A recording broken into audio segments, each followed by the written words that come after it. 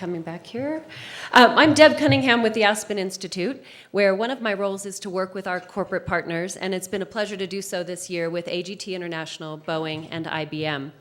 My role this afternoon is to launch us into a conversation on mass transit security by introducing our moderator, Shaun Waterman. But before I do that, one housekeeping item to announce that does not include or involve mass transit. Immediately following this session, we will all, on foot, transit down to the other end of campus for a short break sponsored by Northrop Grumman. And following that, our conversation on cybersecurity, all taking place in Pepke Auditorium, just beyond where Admiral Mullen's talk was last night. So head down in that direction, and staff will be there to direct you along the way. And now, back to our panel, an introduction of our moderator, Shaun Waterman. Shaun is a reporter with the Washington Times covering security, counterterrorism, and cybersecurity. He worked for UPI as a senior editor, correspondent from 2000 to 2009, covering 9/11, the U.S. war on terror, and the stand-up of DHS. His reporting for UPI on the 9/11 Commission and the process by which some of the recommendations finally became laws in the Intelligence Reform and Terrorism Prevention Act, mouthful, earned him the 2005 Dateline Washington Award from the Society of Professional Journalists. And today, we are fortunate to have him here with us. Shaun? Thank you. I'd like to start by very briefly introducing our panel. On the left is John O'Connor, who has been a rail cop for longer than he'd probably like me to tell you, and has been with Amtrak since 1998 and is now the chief of police for Amtrak. Next, Bill Millar, who has spent a career as a state and local transportation official and is now president of the American Public Transportation Associations, which represents mass transit systems and the private sector transport companies in Washington. And finally, last but not least, Jeff Delinski, who, although it's belied by his boyish good looks, has been with Metro Transit Police in Washington, D.C. for 21 years and is now the deputy chief there. So I wanted to start, Bill, with you, if I may. I think everyone here knows what a subway system is. They know how to pay their fare on the bus, but they perhaps don't know how those systems are managed, how they're owned, and how they're funded. So could you just give us the elevator speech on mass transit systems? Public transportation in America is a combination of state and local effort in most communities.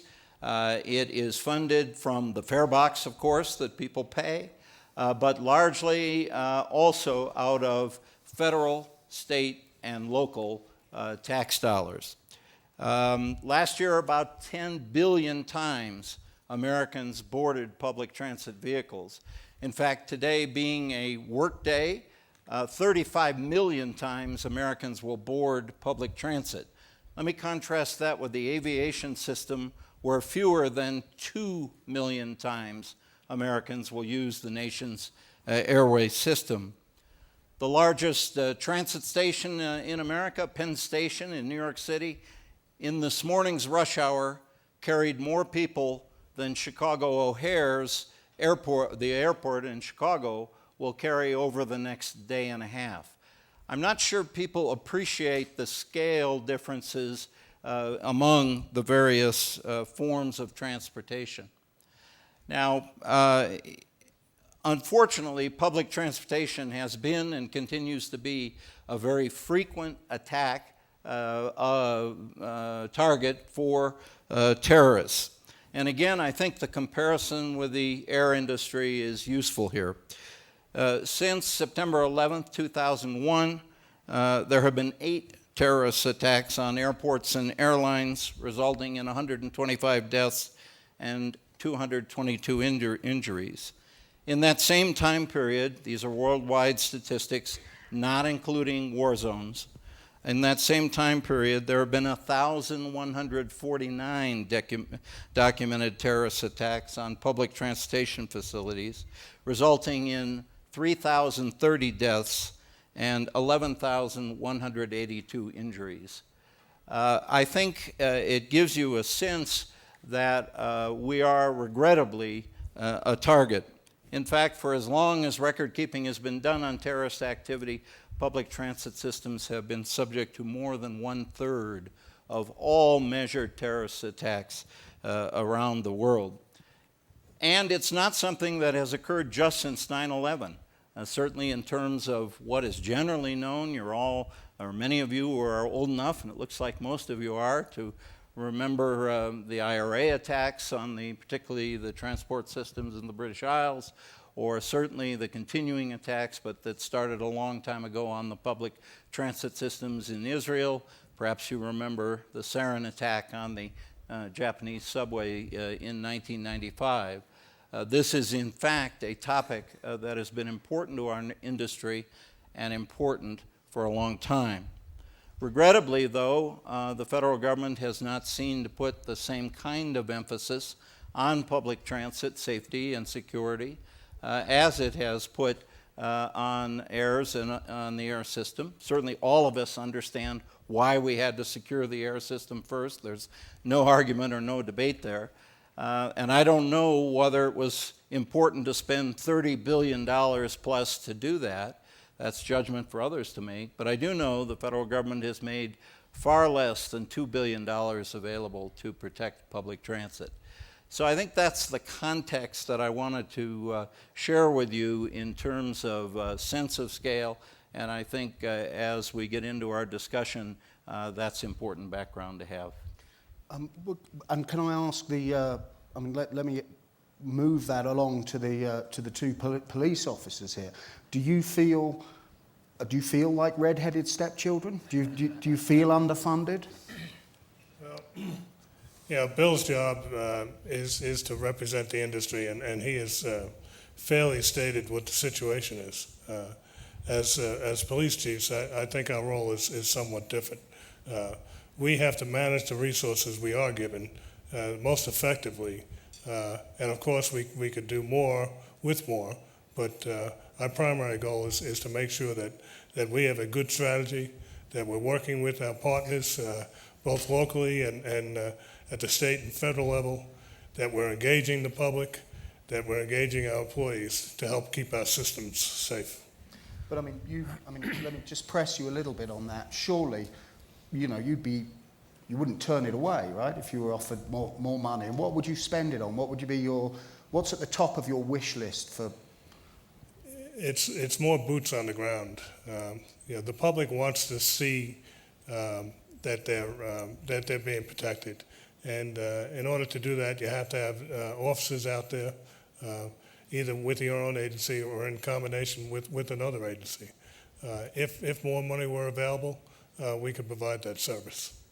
Well, and let me ask you, Jeff, historically one of the problems with the Homeland Security grant system was that was about the only thing you couldn't buy with it, right? Is boots on the ground. You could buy any kind of equipment you wanted, but you weren't allowed to hire personnel. Is that still an issue? Well, it depends. And just to follow up real quickly, we do have to be creative when we're dealing with tight budgets and so forth, forcing us to be more inventive and innovative to leverage our resources. To get to the grant question,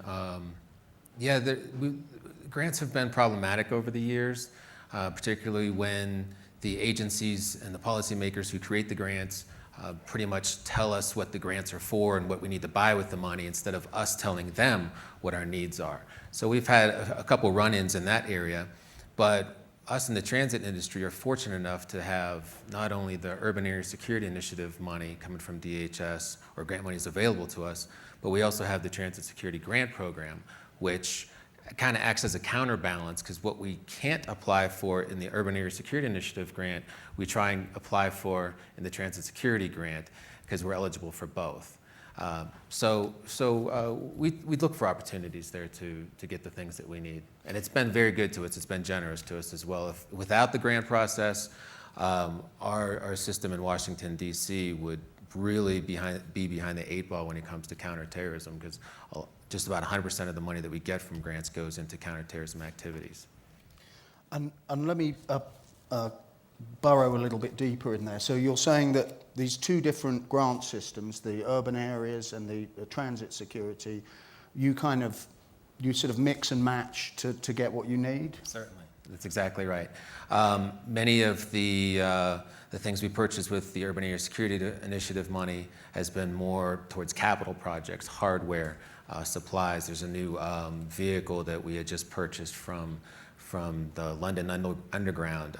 They use it in their system called a MIRV cart. It's a battery-operated 4-man vehicle that you can ride on the right-of-way without power. So, for instance, if there's a train collision or a bad accident, major service disruption, what have you, we can get first responders long distances very quickly without the third rail being energized, and then get those non-ambulatory people away from the scene very quickly as well using these new carts. That's one of the nice things that we were able to buy with that money.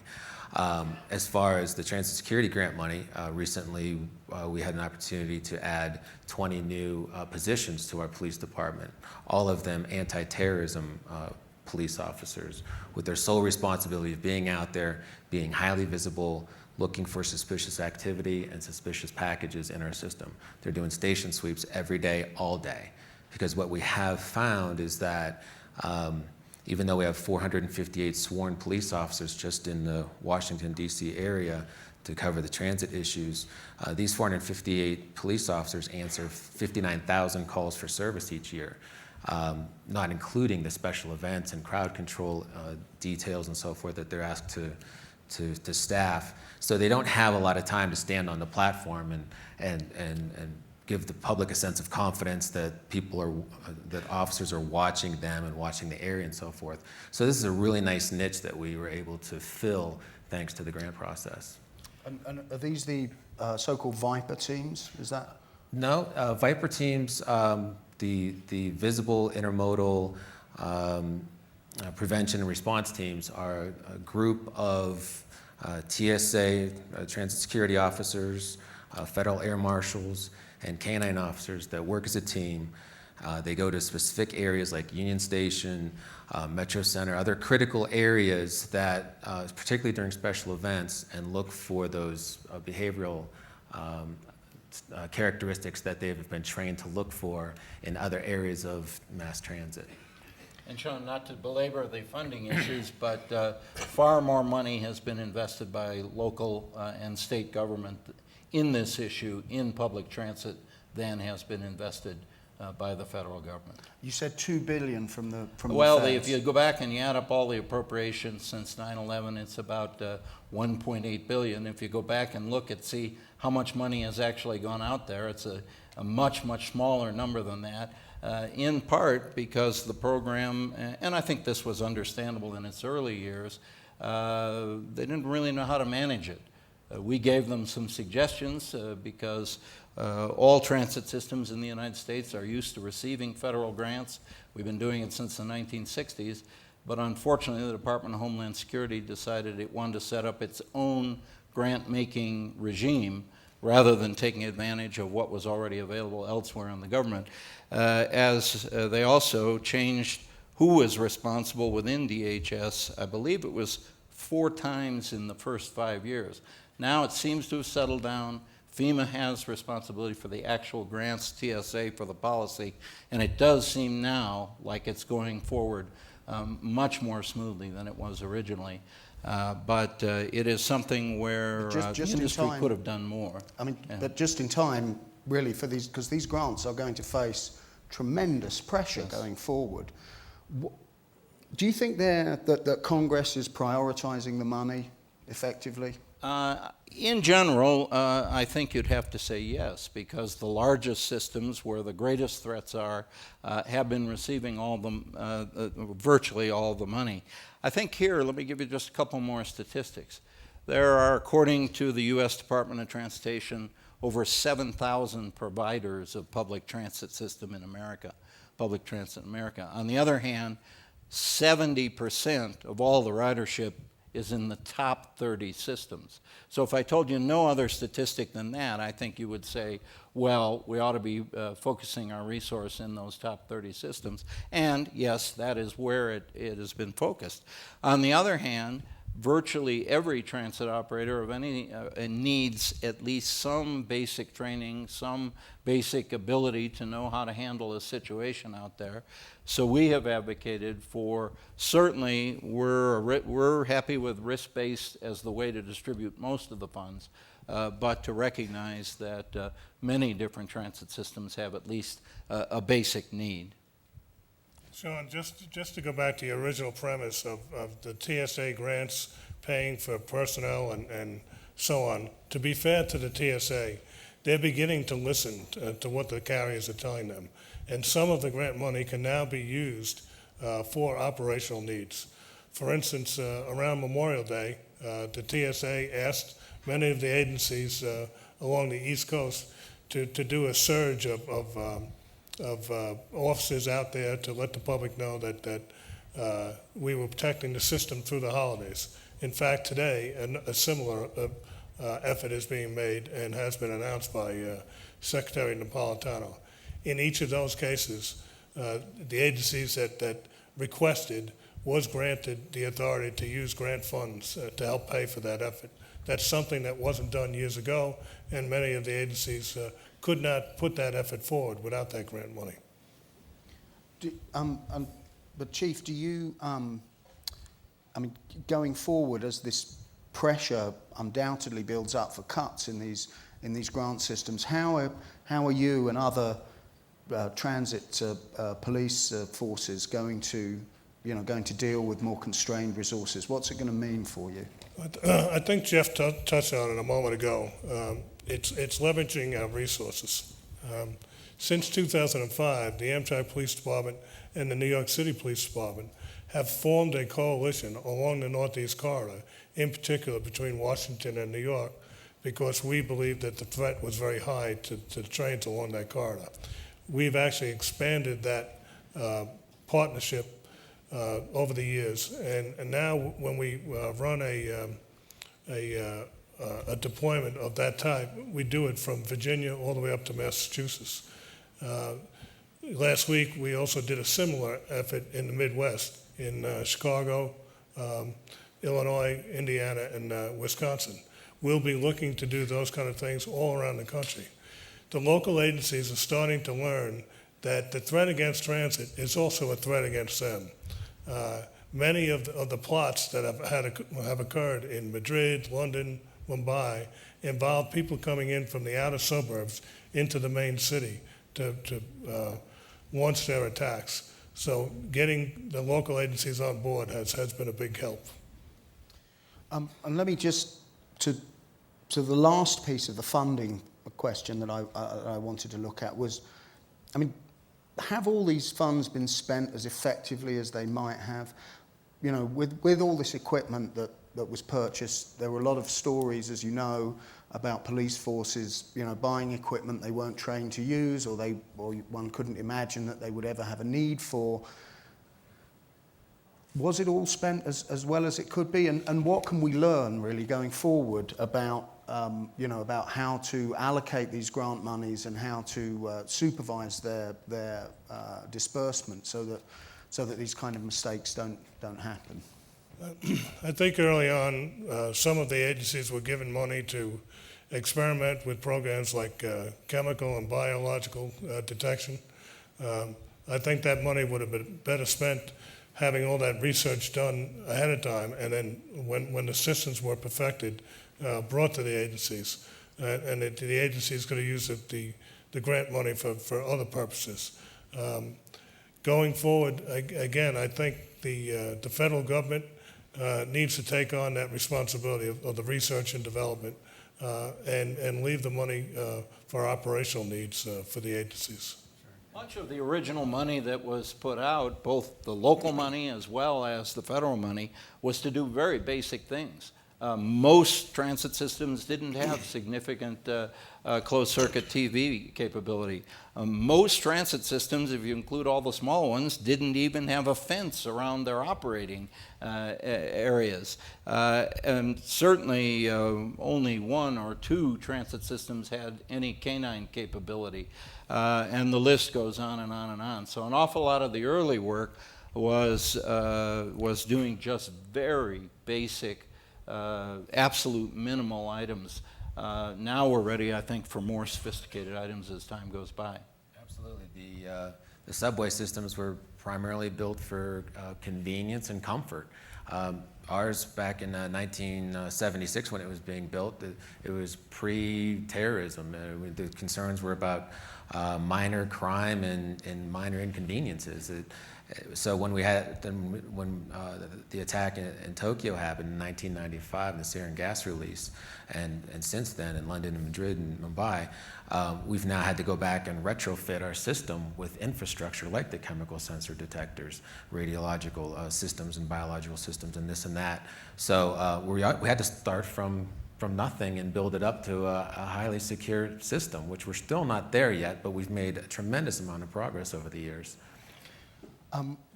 The Deputy Secretary talked a lot this morning about engaging the public.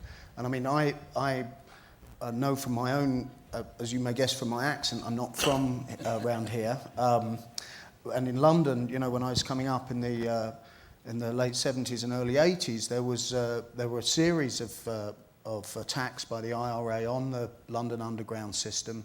For a long time, there were no trash cans in any underground stations because the IRA had started to put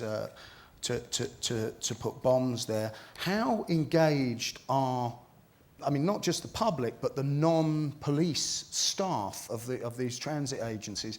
How engaged are they, and what can we do to engage them more? Do you want to start, Chief O'Connor? Sure. First, let me tell you, I had the pleasure of visiting your home country in 1993 after the first World Trade Center bombing, and consulted with the British Transport Police on the very problem that you outlined. And that was a difficult time for them in terms of keeping the public engaged and not leaving behind suspicious packages and so on. Engaging the public is absolutely vital to every system here. But the real challenge is keeping them engaged. They're very good after an event happens somewhere around the world. But to sustain that alertness and the reporting of suspicious activity is a challenge.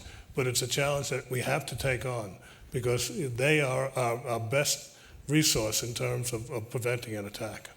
And what about geographically? Is there the same level of engagement in New York that there is in Denver, for instance? I think the sense of urgency differs throughout the country. Certainly in New York and Washington, D.C., the sense of urgency is there. In other cities, not so much, with the exception of maybe L.A. And you saw that after 9/11, people riding around with flags, and the last ones to take the flags off their cars were the cities that were attacked. So again, it's important that the public be alert and be engaged. And probably our biggest adversary now is complacency. Certainly, transit systems have recognized that both their own staff as well as the public are really the important set of eyes and ears. As the Deputy Secretary said this morning, engaging the public very, very important. And indeed, had additional funding been available, doing more training of our own staff, as well as more public affairs, public relations work, so that the public does understand it. Now, it's a fine balance. We have very open systems. We want to keep those systems as open as we can. None of us can envision you'll ever have to take off your shoes and getting on a bus. It's a different approach than we have to take in a more closed system. And as a result, trying to engage our customers in a way that is helpful and useful is very important. So you've seen campaigns, see it, say it, or is that bag yours, or these types of campaigns where we're asking the public, they're the ones who do the daily commute. They know what the environment should look like because they do it day in, day out. And often, and I can speak for myself as a regular transit commuter, you're in your sort of zone. You just want to grab your paper, get on the train, not be bothered. But I've noticed it is interesting when something is different, it does catch your eye. And so that's the value of having the public very much involved. They will be the first ones to see it, normally long before the police see it, perhaps before other staff of the agencies see it. If I may, I spent 25 years with the Long Island Railroad before coming to Amtrak, the largest commuter railroad in the country. And the Dashing Dan, as the commuters there are called, they're literally a moving community. They get to the station the same time every day. They ride in the same car. They ride in the same seat. In the afternoon on the trip home, they can go to the crack in the cement on the platform to line up with where they want to get on the train. The point being, they know what belongs and what doesn't belong. Getting them involved and letting us know, well, what's different in your community can go a long way. Yeah, we have found that the employees of the Washington Metropolitan Area Transit Authority, all 10,000 of them, and our commuter base certainly have responded very positively to our request to notify us when things don't seem right.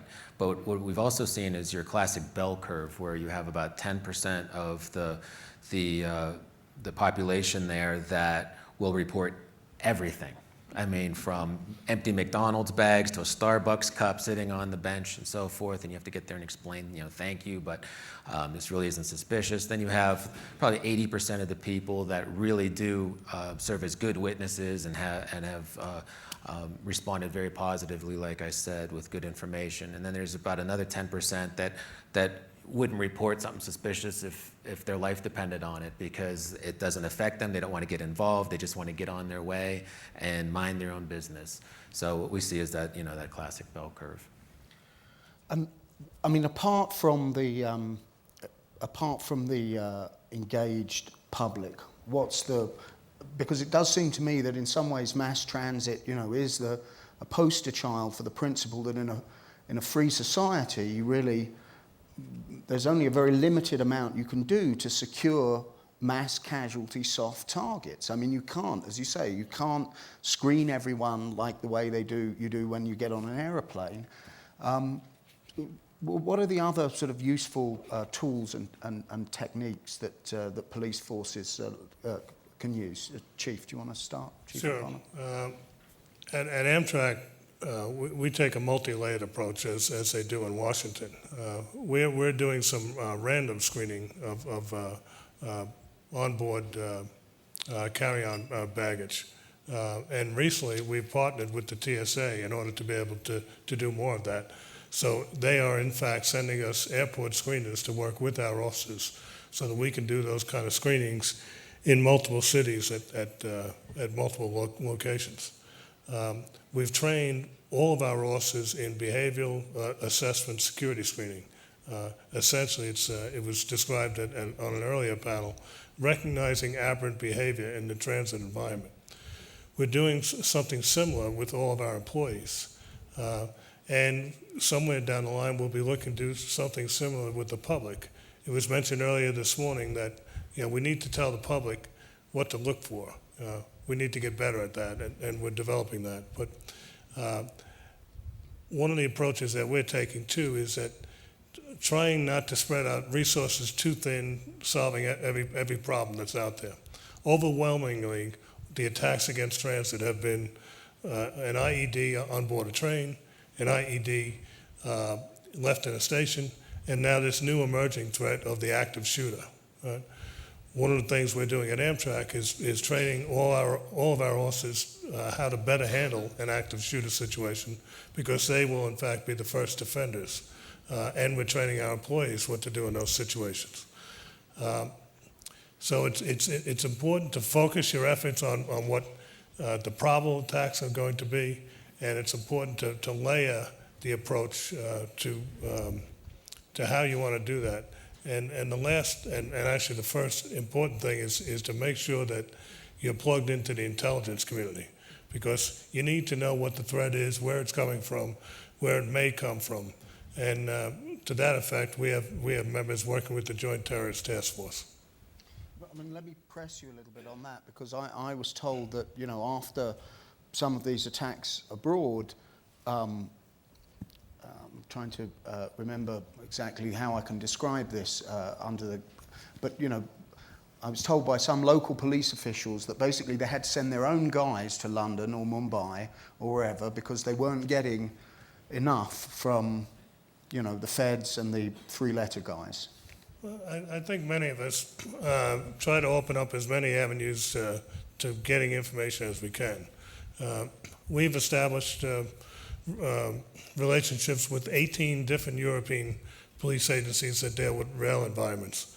I've been asked by the State Department to go over and visit with the Indian government and the Philippine government on how they're approaching terrorism. So we have those relationships and information sharing through those informal networks. But my experience with the FBI and the JTTFs has been a good one, and we do get the information. We've seen around the world, because these incidents have occurred in so many places, that international cooperation is essential. Perhaps ironically, the day that the attacks occurred in Madrid, the folks from Madrid Metro, as well as our security chief, were in London, all comparing notes about international situations.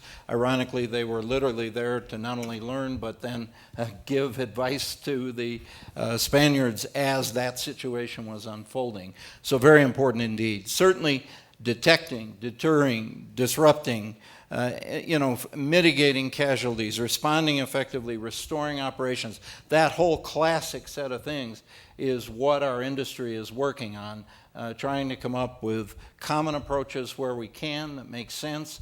I think as Chief Bratton said earlier, most ideas start down below. They may be taken and then expanded upon up above, but the good ones usually come from the experience on the front line. So a lot of work going on in all those areas to try to improve. Can I pick up on something that Chief O'Connor said about randomized bag searches? Now, that's happened on the New York subway. It was quite controversial. The courts found that it was constitutional. Why doesn't it happen in Washington? Well, certainly it's not from a lack of effort from the police department to try and make a case for random bag searches in the metro system there. However, perhaps we didn't make a good enough case to our board of directors. But we do have the authority to set up random bag searches if there's a specific threat against our system or in a case of an elevated alert for the region, or code level orange or so. So we do have that tool in our back pocket, but it's not something that we can do every day.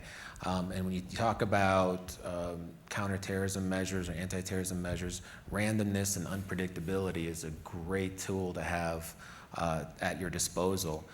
Having a different look, having your officers at different locations, different times of day, and so forth, partnering with the local agencies like we just happened to do today, coincidentally. Today was the day that we had an Operation Blue Tide, a new program that we set up in my bureau. I'm not taking credit for it. It was the person that came in before me.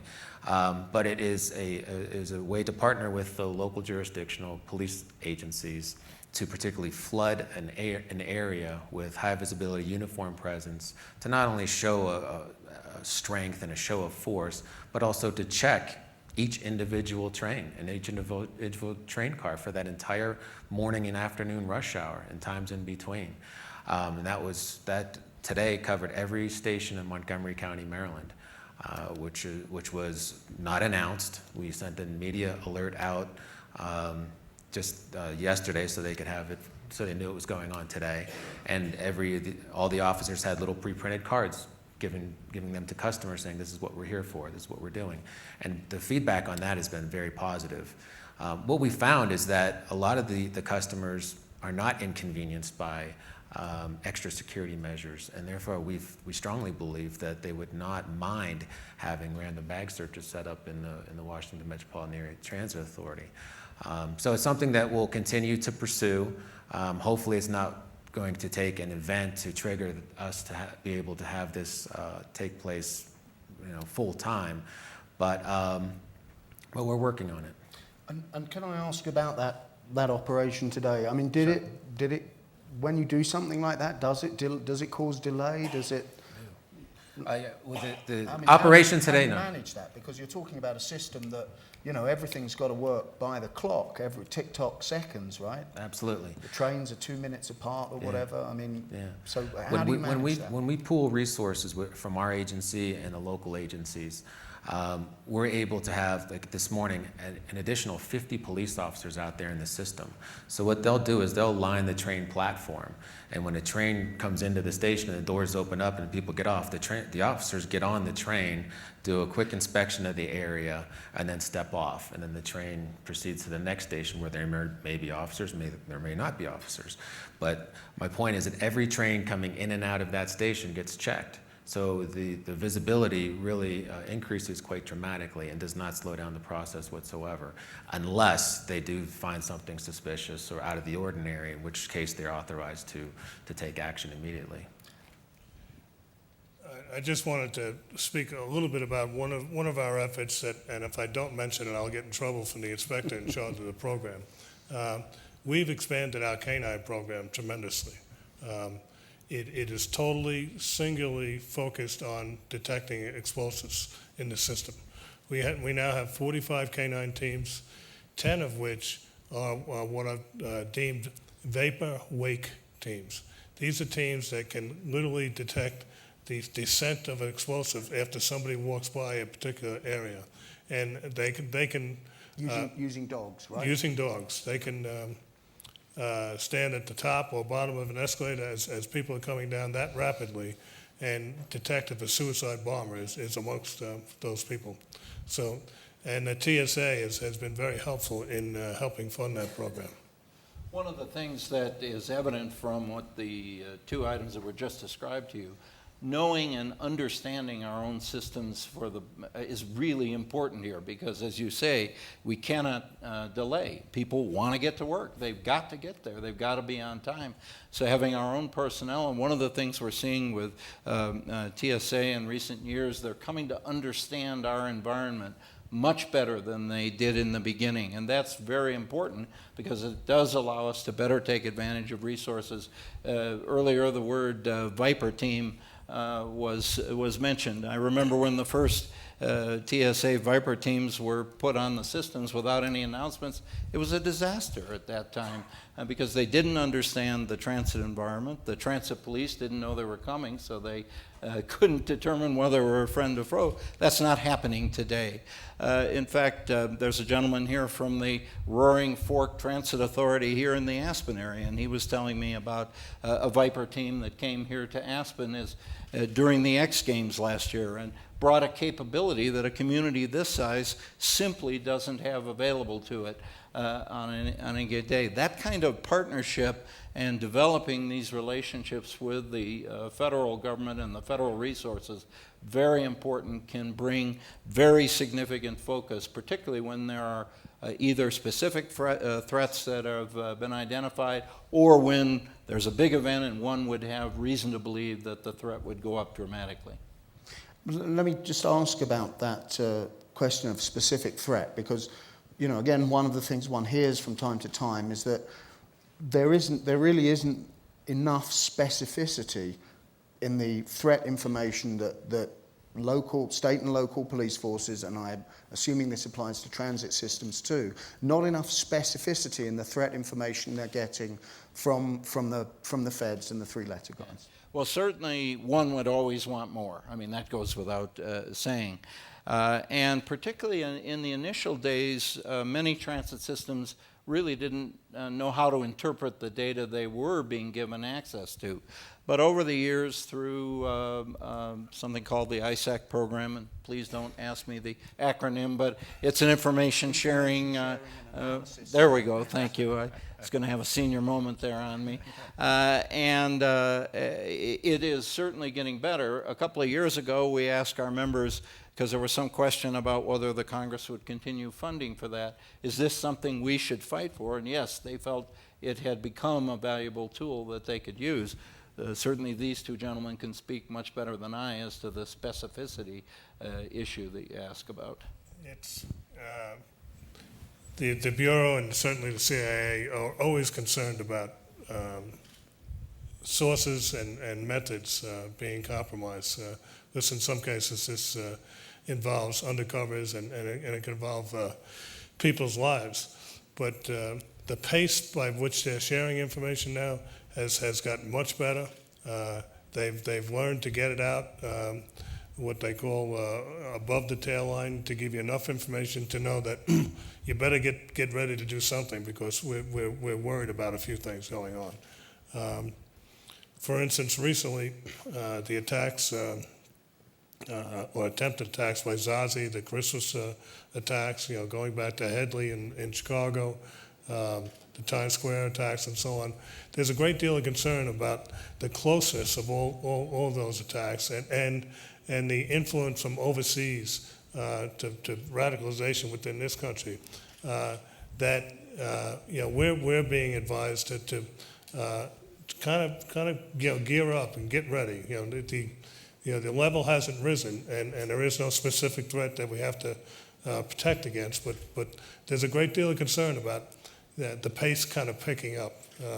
But the sharing of information is there. I received a call from the director of the FBI office in New York the night that the Zazi warrants were being executed, as they were being executed, because they knew that was going to be big news in the morning and that we had to be prepared as a public agency to reassure the public. That would have never happened years ago, but today it does. Certainly, I think the rules have changed a little bit, and the landscape has changed a little bit. Now we have access to get secret clearances, which we didn't have before, which opens up. Can I ask how? So your guys have clearances? How many of them? The command staff, from the chief, the deputy chiefs, and many of the captains now have secret clearances, which now when the phone rings and it's the FBI or one of our JTTF members, we can talk and get all of the information that they have. They don't have to water it down and say, well, next weekend, don't plan on coming or don't plan on going home. You're going to be here for a long period of time. They can actually give us specifics. Then it's up to us on how to deploy our people.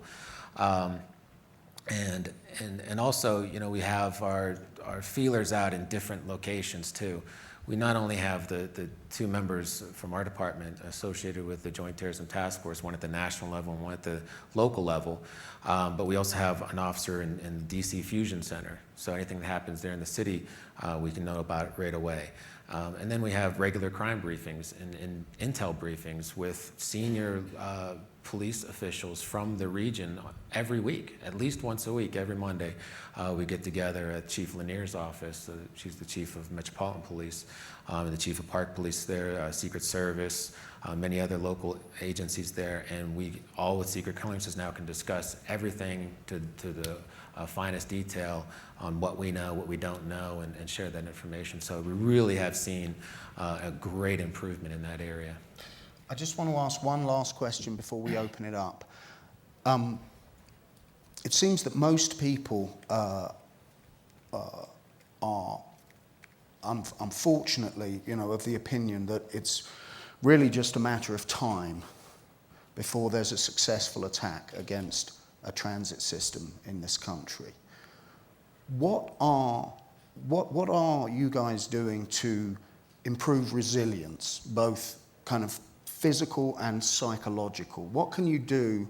What are you doing to try and, ensure that when it happens, if it's a when rather than an if, that when it happens, we can get back on our feet as quickly as possible? Do you want to start, Chief O'Connor? Sure. Amtrak operates in 46 states, serves 500 communities, and we actually interact with about 10 different commuter agencies across the country. So we know that an attack on Amtrak could have a potential devastating effect across the country, and certainly in major regions like the Northeast. My main office, and I move around a lot, it's really my BlackBerry, but when I do sit behind a desk, it's in New York. and it's one level below street level. And every time I report to that office, I always say to myself, is today going to be the day? You know, knowing that we need to be prepared for this. On a very formal level, at a corporate level, we're drilling and practicing all the time for that.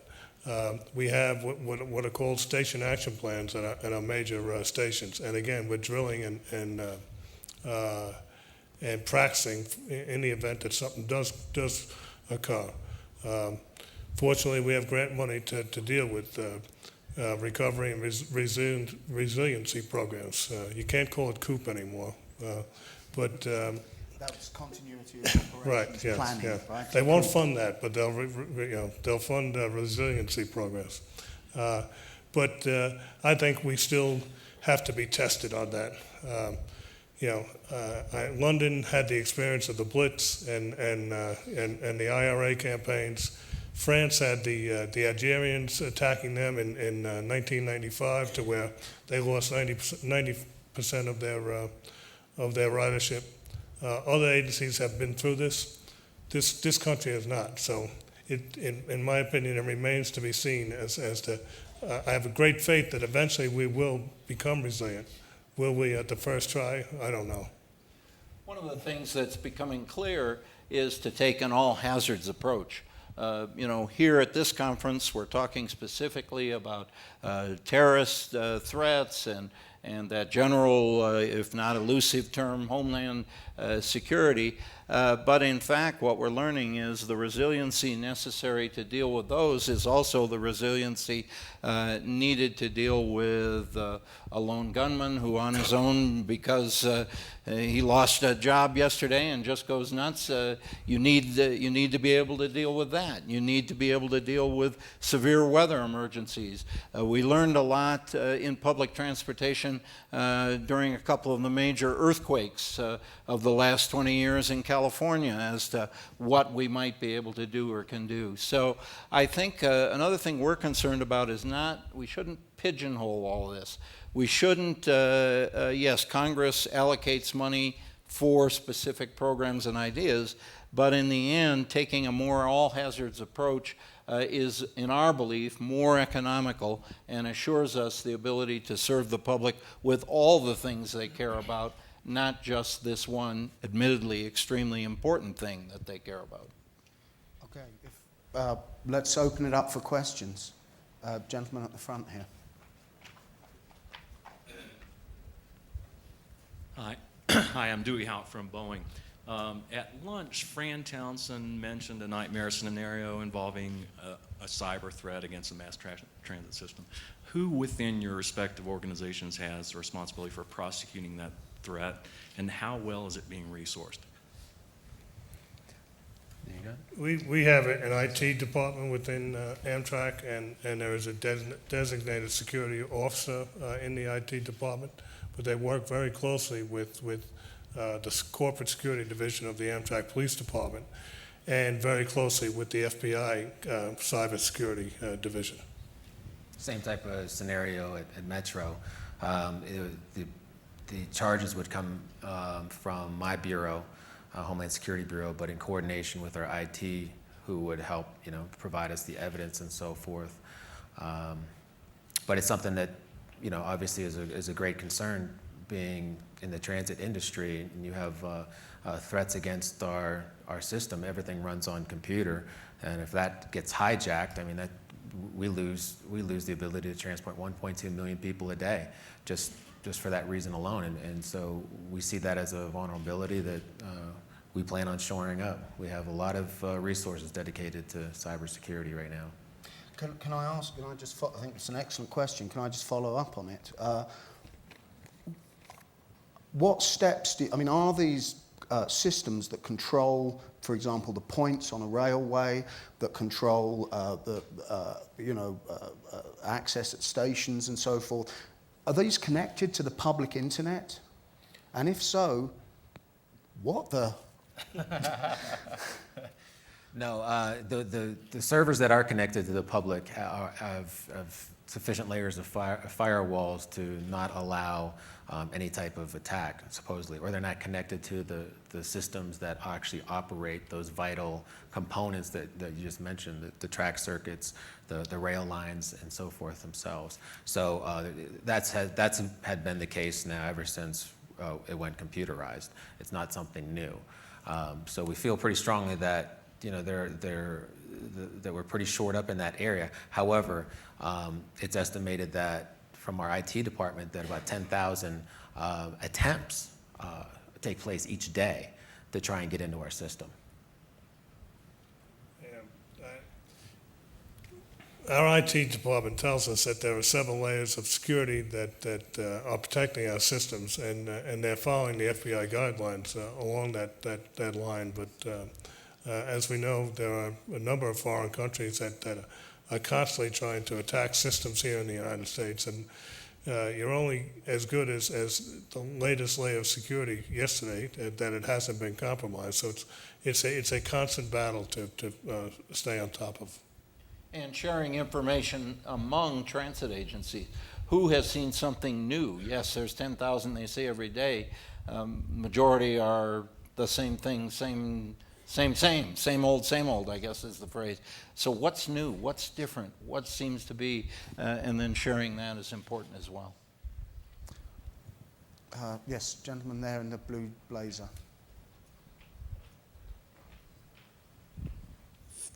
Thank you. This has been very helpful because I think that the whole nature of mass transit kind of sometimes gets put to the sidecar, as it were, and it's very appreciative that you're doing this. With Mark Pearl from the Homeland Security and Defense Business Council. With regard to communications, the Metro in Washington for many years had an exclusive contract with Verizon, which has now been modified, allowing some GSM and CDMA in some of the stations. But 2 summers ago, there was a major train derailment underground, the Orange Line, 3 hours plus, and people couldn't communicate, people certainly with iPhones, et cetera. A year ago, we had the tragedy that just happened to be above ground.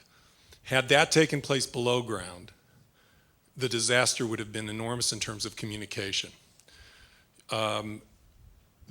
The Metro didn't always view that as a Homeland Security issue. It was viewed as a contractual issue with one cell phone provider. What changes have been made? I know some stations have it, but if heaven forbid something should happen between stations, what changes have been made that you're working on to allow for communications among passengers to the outside world between stations? And Mr. Millar, are there other exclusive relationships and contracts in other transit systems in the United States that have similar problems because the public transportation folks haven't viewed it as a Homeland Security issue? I have a follow-up. Yeah, I have not been following the phone companies and how they are configuring their systems in the tunnels in particular. However, in the event that there is a catastrophe in the tunnels, there are emergency trip stations and blue light boxes every couple hundred feet, which have a direct line to our operations control center, so our customers can call for help. We actually set up a training program for our ridership. We enlisted several community emergency response teams to come in and learn self-evacuation techniques, where the fire extinguishers are, the emergency ladders, and have them practice self-evacuation and so forth. So there's several hundred of them that have been trained now. Also, we tell them when they do self-evacuate, they should leave the area that's affected, go to the next train station, or go up one of the emergency vent shafts and ask for help. So they should not be waiting around making phone calls or anything like that. They should be trying to evacuate. When it comes to the first responder aspect, if we happen to lose communications, or if there's multi-agencies working a scene together and our radios don't communicate, we can call in on a cache of radios that have their own frequency, everything's set up individually for that 1,000, I think it's 1,500 radios that we can have brought in and distribute those to all the first responders so they're all in the same frequency using the same system. So communications is something that we've taken very seriously, and through the grant process, we've actually been able to improve communications for all the first responders down in the tunnels and in the stations. So now all the police departments, local police departments' radios work underground, and all the local fire department radios work underground as well. So we're always looking for ways to improve that. I think to answer your question simply, yes, there are those kinds of arrangements. As speakers have said throughout today, what seemed to make sense years ago, time has changed. Times have changed, and it doesn't seem to make sense now. Certainly the example you gave as a regular customer on the Orange Line and also an iPhone user, I do find my frustrations when something goes wrong and I can't do it, but it's being corrected and it will be better. Transit systems are under, like so many other organizations, constant financial pressure. And one of the things we were all told to do 10 and 15 years ago was, hey, take advantage of these rights-of-way that you have underneath the center of our cities. So we got into all kinds of optical fiber laying schemes and other things like that. We generated a fair amount of revenue from all that. And that seemed to be a good thing at the time. I think in the post-9/11 era and the other incidents that have occurred, we've learned, yes, it got us some money, but it made our customers less safe and less secure. And so it's being corrected in city after city. I want to point out another conundrum. It involves cell phones being on transit systems.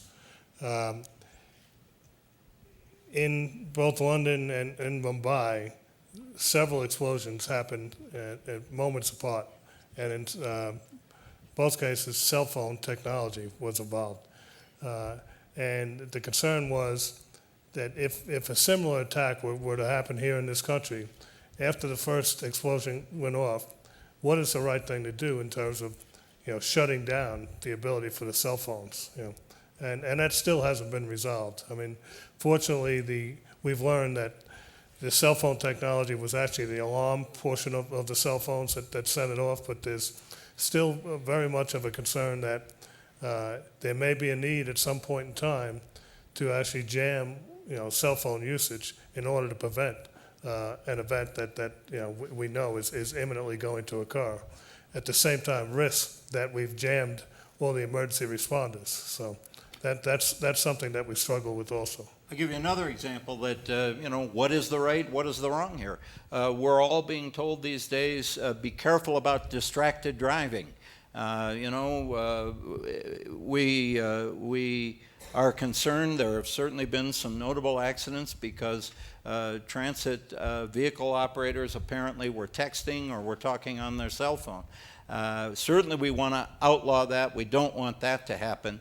And yet, there are times when if an operator had a cell phone available to him or her during an emergency, might turn out to be a very useful thing. So we're at a time of change, and what looks right today may look foolish tomorrow.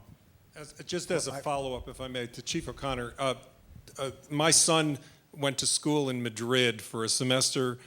We had to go through the baggage, just our baggage had to go through the X-ray machine at the Madrid train station when we wanted to leave. It seemed like it took an extra 15 or 20 seconds. We didn't get X-rayed, but our baggage did. What is the reason why in the Amtrak system, not in a public, metro stations, but in the Amtrak system, what prevents the deployment? Is it economics? Is it politics? What is the reason why a simple aspect of deterrence, which is every bag needs to be going through an X-ray machine for the Amtrak, can't be deployed? It's more economics than anything else. I mentioned before that we serve 500 communities in 46 states. Many of those stations aren't even staffed. So somebody getting on board a train with a bag, there's nobody there to even do it. But to try and mitigate some of that, that's why we've grown the canine capability We have them check a lot of the check baggage that goes on board. We do a lot of a random screening, particularly at our major stations. But we need to do more of that. And in fact, a new initiative that we just started a month or two ago with DHS funding, we're actually sending our canine teams out to areas where we haven't done that type of screening before. So they're going to be in places like St. Louis and Seattle, where we don't have much of a police presence. So hopefully, if a bad guy is planning something, they'll have to think twice about whether or not one of those teams is going to be there that day. I'm afraid that'll have to be the last question. And now I believe we're all going to walk. Well, Clark is going to.